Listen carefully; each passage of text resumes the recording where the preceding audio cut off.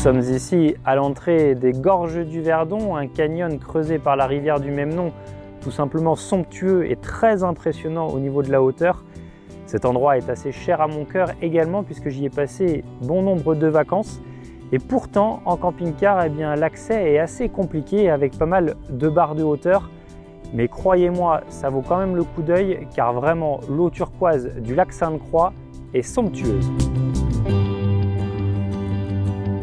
Pour arpenter ces routes aussi jolies qu'escarpées des Gorges du Verdon et des alentours, eh bien, rien de mieux que de se sentir bien dans son véhicule.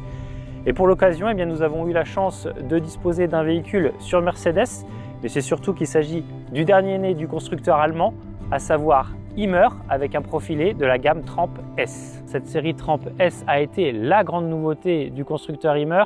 Alors, grande nouveauté sous plusieurs aspects. Tout d'abord, parce qu'il s'agit des seuls Tramp désormais disponibles. Les Tramp sur Fiat ont disparu, Tramp S pour Sprinter, vous l'aurez bien compris.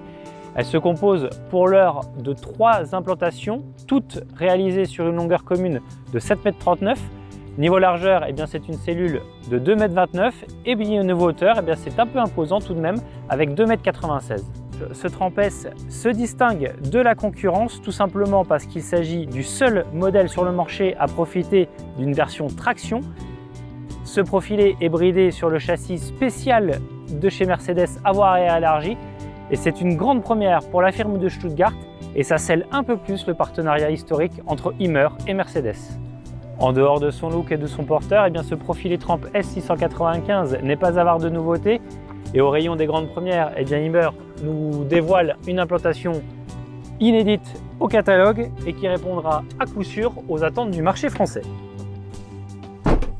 Alors certes, certains camping-caristes adeptes de plans assez classiques risquent d'être frustrés sur ce modèle Hymer, mais le constructeur allemand a enfin décidé de se positionner sur le marché français avec un salon face-face.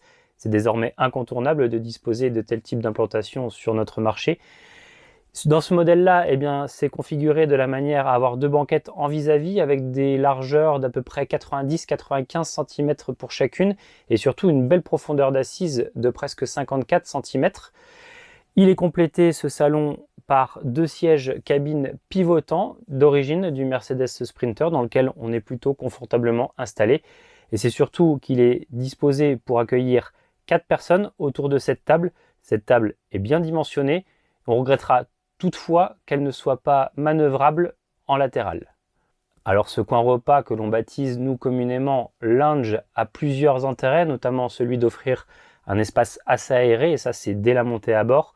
Mais c'est surtout que pour la route, eh bien, les passagers sont désormais installés face à la route de part et d'autre du véhicule et qu'ils profitent vraiment d'une assise confortable puisque sous ces sièges, eh bien, il y a 2 dossiers agoutis rabattables qui viennent confectionner les assises des passagers.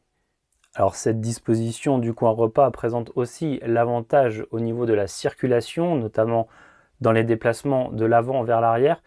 Sur ce modèle-là, le constructeur l'a plutôt bien géré puisque d'une part, il y a la table rabattable qui permet ainsi de créer un couloir de près de 40 cm pour passer de la cabine vers la zone de vie.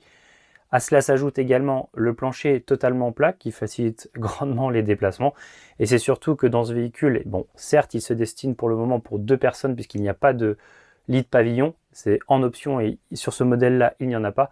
Et du coup, il y a une hauteur sous plafond de plus de 2 mètres. D'une manière plus générale, ce qui est frappant dans ce véhicule, véritablement, c'est la luminosité abondante dans l'habitacle. Et croyez-moi, après plusieurs jours passés à bord, eh bien, c'est vraiment appréciable. Alors cette luminosité, elle est due à plusieurs facteurs que les designers ont bien traités, notamment la présence du Skyroof ainsi que du lanterneau panoramique qui le prolonge. Mais c'est surtout d'un point de vue ameublement que ce véhicule tire son épingle du jeu. Les portes laquées blanches, en plus d'être esthétiques, eh bien, apportent vraiment une belle clarté, ainsi que le décor gris clair baptisé Type Printed. Alors en plus d'un aspect design très réussi qui véhicule vraiment cette image de clarté à bord du véhicule, eh bien la cuisine se montre également fonctionnelle. Le bloc est assez imposant quand on monte à bord et effectivement Hymer a choisi une profondeur de presque 75 cm, ce qui n'est pas rien non plus dans un véhicule de ce genre. Il dispose de nombreux rangements et tous sont assistés d'un frein de course pour éviter que les portes claquent, notamment sur les tiroirs et même les placards hauts. Et sur le plan de travail, qui est donc esthétique avec ce côté un petit peu chêne clair très appréciable, eh bien on retrouve une cuve inox bien dimensionnée et assez profonde, ainsi qu'un réchaud 3 feux. Et c'est un peu là où effectivement à l'heure actuelle le débat fait rage dans l'univers du camping-car, puisque est-ce qu'il n'aurait mieux pas valu 2 feux disposés un petit peu différemment pour profiter d'un plan de travail un peu plus grand que ce qu'on a là ici. Gagner du poids et augmenter l'autonomie du véhicule, c'est un cheval de bataille que mène Hymer depuis quelques saisons désormais. Et sur ce véhicule, eh bien, ça se manifeste par la présence d'un frigo à compression de 152 litres tout de même, avec un compartiment indépendant congélation de 18 litres. Ça se traduit également par la présence d'un combi Truma directement relié au réservoir de gasoil et qui permet ainsi de réchauffer l'eau et de chauffer de manière générale l'habitacle. Et puis tout ça a pour conséquence d'avoir un espace gaz totalement réduit, puisque désormais il n'y a plus qu'une bouteille de moins de 3 kg qui alimente uniquement les réchauds. Dans cette série Tramp S, il faut savoir que l'appellation 695 correspond à la présence d'un lit central en chambre arrière. Alors d'un point de vue dimension, ce véhicule dispose d'un couchage de 187 cm de longueur et de 149 cm de largeur. Alors certes, face à certains concurrents, ça paraît un tout petit peu plus petit, puisque désormais on atteint presque 160 cm sur certains modèles. Mais en tout cas, ce qui est appréciable sur ce poste, c'est la luminosité, une fois encore, grâce notamment au baie latéral, ainsi qu'à l'ameublement qui borde la tête de lit. Et il faut noter également que le confort de couchage est très appréciable, et pourtant on a affaire à un matelas qui repose non pas sur un sommier à lattes, mais sur un nid d'abeilles qui se montre plutôt confortable à l'usage. Ce qui peut être déroutant pour certains, c'est la position du couchage, puisqu'il est positionné à 90 cm du plancher, donc c'est assez haut tout de même, mais Hymer a travaillé fortement sur l'accessibilité en pourvoyant notamment la chambre de 2 belles marches d'accès sur les côtés, et en plus, fonctionnalité oblige, elle dissimule d'un côté un petit espace de rangement et de l'autre, elle permet d'accéder facilement au Truma Combi. On va revenir sur cette position assez haute du couchage, puisque ça permet notamment de disposer d'une très grande soute en partie arrière, avec notamment 1,12 m de hauteur et une très belle largeur portée à presque 120 cm. Sur ce type d'implantation, il n'est pas rare de trouver en pied de lit le positionnement du poste sanitaire. Sur ce modèle-là, c'est simple, il est en 2 parties, avec d'un côté le cabinet de toilette qui se révèle assez spacieux et plutôt flatteur, avec une belle ambiance là aussi à l'intérieur. Face à ce cabinet de toilette, on a la douche, elle sera un peu étriquée, mais elle reste toutefois assez agréable en profondeur malgré la présence d'une petite marche en pied.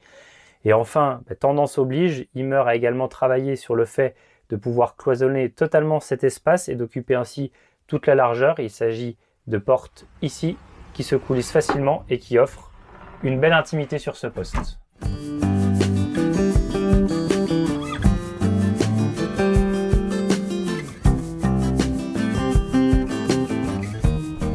En ce qui concerne le conducteur, il faut admettre qu'on est plutôt bien positionné, on est assez haut dans le véhicule, ce qui permet d'avoir une belle visibilité sur l'avant.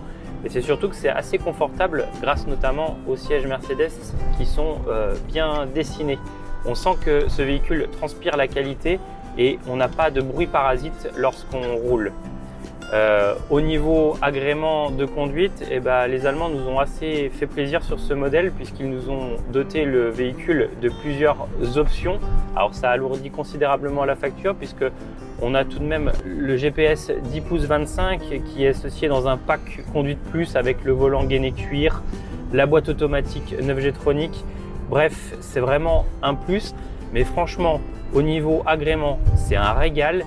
Et puis au final, ce véhicule s'apparente plus à une berline qu'à un utilitaire. D'un point de vue tarif, il faut savoir que ce Tramp S695 est affiché à partir de 65 990 € avec la motorisation de 143 chevaux. C'est effectivement un prix de base et les Allemands aiment bien la politique de l'option, ce qui fait que ce véhicule à l'essai en est bardé. On retrouve donc effectivement la boîte 9G Tronic couplée à la motorisation de 177 chevaux. Il y a également ce pack Conduite Plus dans lequel on a la navigation GPS dont nous vous parlions tout à l'heure. En gros, il y a aussi le store extérieur, les jantes alliages et j'en passe. Bref, tel que nous avons pu l'essayer, ce véhicule est commercialisé à un peu plus de 80 000 €. C'est sur le plateau de Valençol que notre périple dans le Luberon prend fin. J'espère que vous avez été ravis de découvrir ce super essai de l'Himmer Tramp S695, ravis autant que nous l'avons été pour le réaliser. N'hésitez pas à nous laisser un commentaire en bas ici, ainsi que de mettre éventuellement un pouce en l'air pour savoir si vous avez apprécié la vidéo. Petite piqûre de rappel, n'oubliez pas que vous pouvez vous abonner à notre chaîne YouTube en cliquant sur le logo en bas à droite. C'est gratuit et vous raterez rien de toutes les nouvelles vidéos que nous diffusons régulièrement. Enfin, sachez que nous sommes également très présents sur le web avec notre site internet www.camping-car.com ainsi que les réseaux sociaux avec Instagram et Facebook. Nous vous donnons rendez-vous très prochainement pour découvrir de nouveau une belle localité française. En attendant, prenez du bon temps et à très bientôt.